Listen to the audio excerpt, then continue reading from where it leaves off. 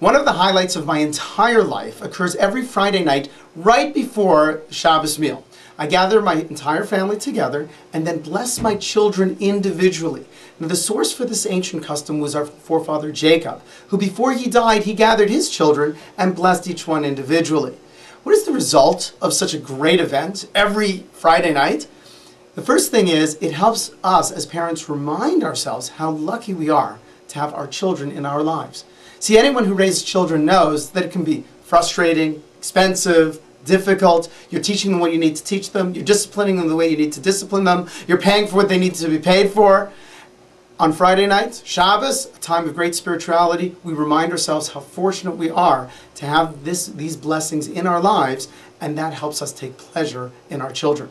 The other thing it does is it gives us a structured time to articulate to our children how much we love them and what we truly wish for them in the future.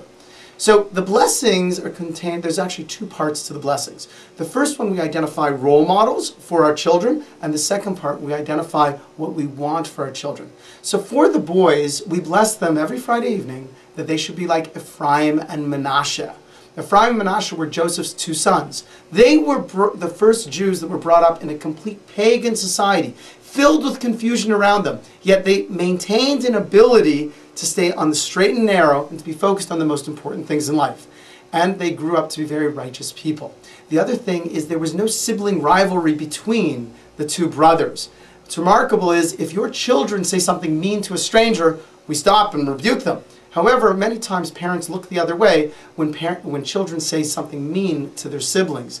That's a no-no. You have to always encourage that the brothers to stick together, the sisters to stick together, not to have sibling rivalry.